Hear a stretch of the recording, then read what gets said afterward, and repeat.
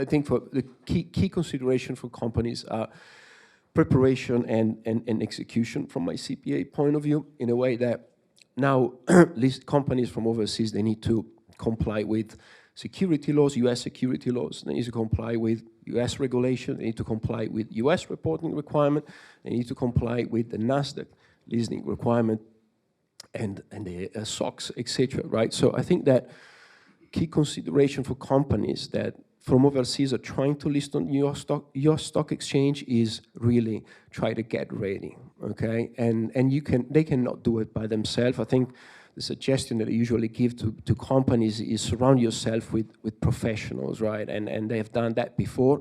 They have experience with international law and regulations.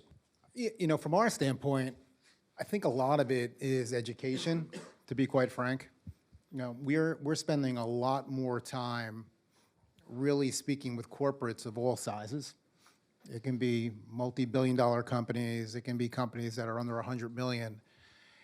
And it's really the education factor, to be quite frank. And then also, if you're the corporate that's operating, you know, in a region outside of the US, it's always been, you know, what if?